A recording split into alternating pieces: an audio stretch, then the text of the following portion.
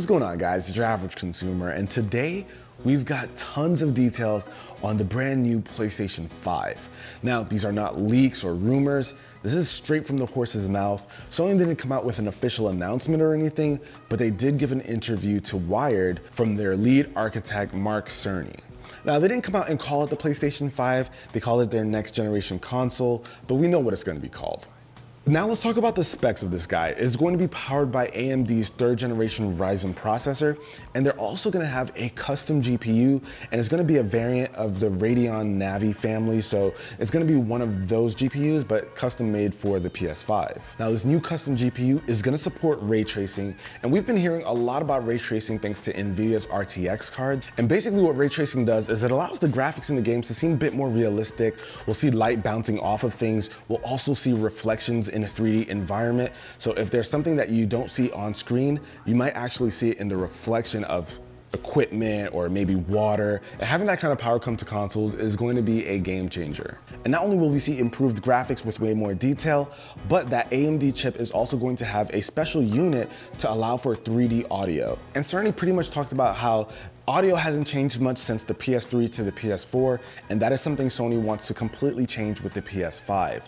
Now with that 3D audio, things should sound way more immersive. And they're saying this 3D audio experience is going to work even with TV speakers, but the golden standard will be, of course, with headphones or a gaming headset. I'm personally pretty interested in seeing how much of a jump we're gonna see with TV speakers. Headphones, I have no doubt, will sound really good, but TV speakers, that's something to keep an eye out for.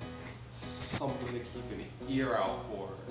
Oh, that's good. You guys. Now, where we're really gonna see performance gains is from better load times, thanks to Sony now going with an SSD instead of a regular hard drive.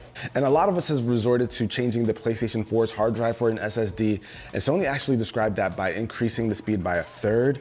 But with the next generation and their SSD, we're gonna see increases of up to 19 times faster. That is a huge difference. And Sony even did a demonstration showing the difference between the PS4 Pro and a PlayStation 5. They had Spider-Man loaded up, they did a fast travel, and what took 15 seconds on the PS4 Pro took them 0.8 on the PlayStation 5.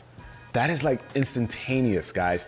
That is going to be what really changes the feel of playing games in the next generation. Sony didn't quite say which SSD that they're using, but apparently it's this custom-made SSD that runs a lot faster than anything out on the market for PCs. Those are fighting words.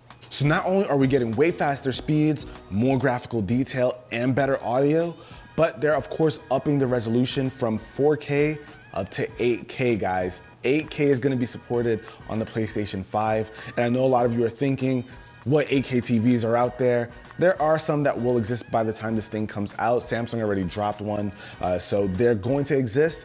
You are going to be able to play games in 8K if a developer, of course, develops in 8K, which is gonna be kind of tough. A nice little detail is that this thing will still take physical copies, so it's not going to be a download-only system. And since it's running on the PS4 architecture, it's going to have PS4 backwards compatibility, which is super huge. They've been stopping that for how long now? So it's finally going to have backwards compatibility right out the gates, which is going to be awesome.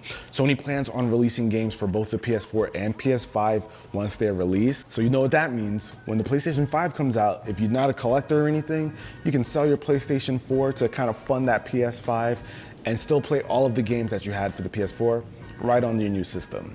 And while we still don't have hard details on those specs, the other things we don't know yet are pricing, a release date, but we can for sure say it's not going to be 2019. It's going to be maybe 2020, 2021, but I am hoping for 2020. And we also don't know about the design. So when they did that little demo, they actually had like a silver curtain in front of the PS5. Probably wasn't even the actual system. It's probably just like a motherboard with some stuff attached to it. But this is very exciting nonetheless. It looks like Sony is going guns blazing into the new generation. It's been almost 6 years now? But I wanna know what you guys think of the new rumors, or not even rumors. I wanna know what you guys think of the new details. And Malcolm asked a burning question. What do you think we're gonna see Final Fantasy VII, the remake, come out for? PlayStation 5 or the PS4? Let me know with a comment down below, but hopefully you guys enjoyed it. If you did, be the cool guy or girl like this video, a thumbs up. And I'll catch you guys in the next one. I'm hyped that the system's finally coming out. Peace.